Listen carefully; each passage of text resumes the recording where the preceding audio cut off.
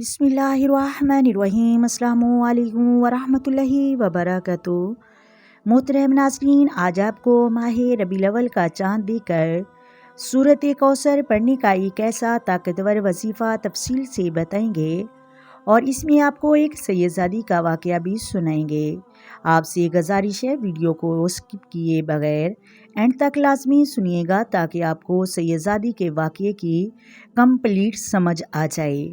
محترم ناظرین، جس کو سن کر آپ کا ایمان بھی تازہ ہوگا اور زندگی میں بہت تبدیل ہو جائے گی اور دل میں ہی قرآن کریم کی عظمت اور زیادہ بیٹھ جائے گی انشاءاللہ۔ مگر سب سے پہلے آپ اس ماہ ربیع الاول کی فضیلت کے بارے میں بھی اچھی طرح جان لیجئے۔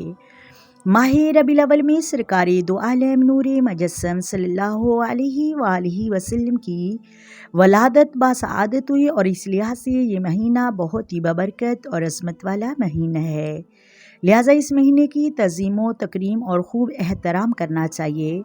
ہر ایک عمل، طریقہ، عبادت، اخلاق، معاملات، معاشرت اور مواقعات میں حضور اقدس صلی اللہ علیہ وآلہ وسلم کی اتباع کا کامل اہتمام کیا جائے، اپنے عقائد و اعمال کی اصلاح کی جائے، شر اور بدعت سے بچا جائے۔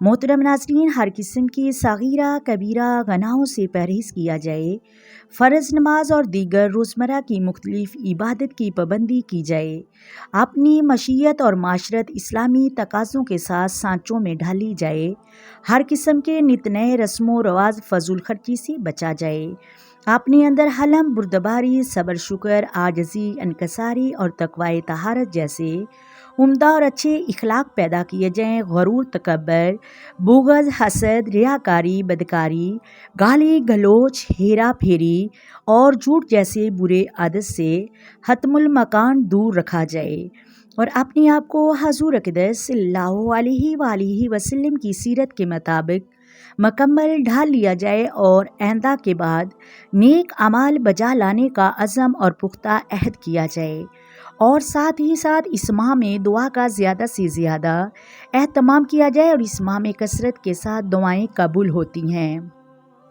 اس ماہ کی پہلی ہی رات اتنی فضیلت والی ہے، جو چاند دیکھ کر یہ عمل کر لیتا ہے اس کی برکت سے آپ کے تمام مسائل حل ہوں گے۔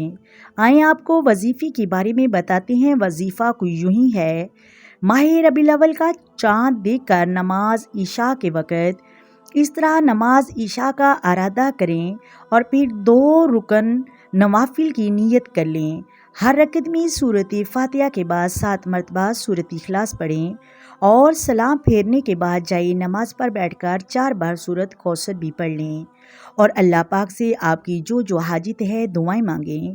انشاءاللہ اس ایک دن کی برکت ہی سے آپ کی چھوٹی اور بڑی حاجتیں ایک ہی دن میں پوری ہو جائیں گی۔ محترم ناظرین، اور اس کا دوسرا ثواب یہ ہوگا کہ پروردگار عالم اس شخص کو 700 برس کی عبادت کا شرف عطا فرمائیں گے۔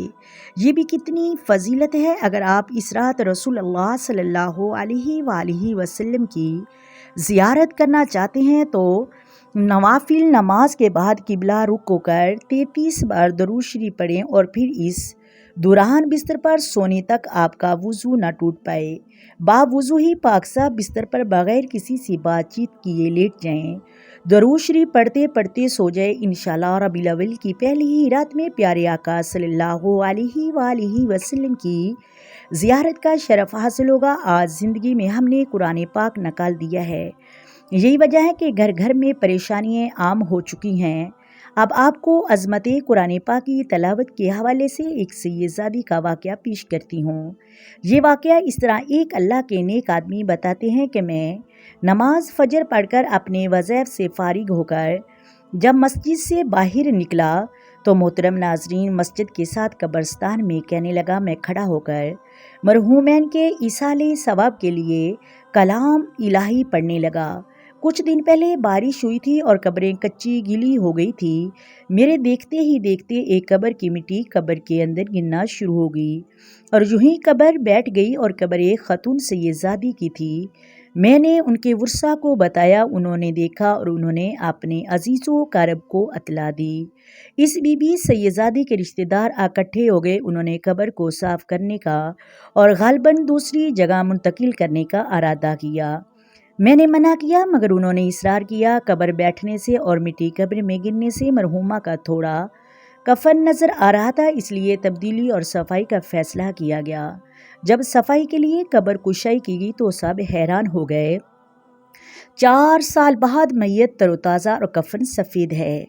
میں نے اس گاؤں کے مولانا صاحب سے پوچھا کہ اس بی بی کا کوئی خاص عمل ہوگا، تو انہوں نے کہا مرحومہ کے ورثاء نے بتایا کہ یہ مرحومہ اس سیدی زادی تھی اور قرآن پاک کی کثرت سے تلاوت کرتی تھی، اور یہ بھی فرمان ہے قرآن پاک اپنے کثرت سے پڑھنے والوں کے گوشت پوشت اور رگوں پے میں رچ بس جاتا ہے، اور یہ بھی فرمان سرکار دو عالم صلی اللہ علیہ وآلہ وسلم کا ہے کہ 3 قسم کے لوگوں کا گوشت قبر میں بوسیدہ نہیں ہوتا۔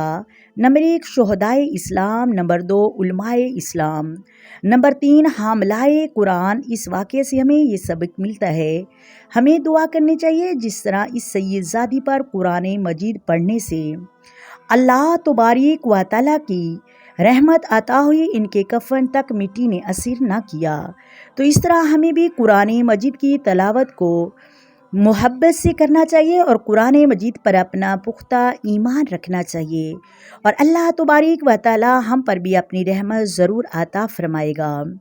اللہ تبارک و تعالی ہم سب کو قرآن مجید سمجھ کر پڑھنے کی اور اس پر عمل کرنے کی توفیق عطا فرمائے، آمین ثم آمین۔ آئے مل کر آقا دو عالم نور مجسم سرور کائنات صلی اللہ علیہ وآلہ وسلم کی ذات پر درود و سلام کے نذرانے پیش کریں۔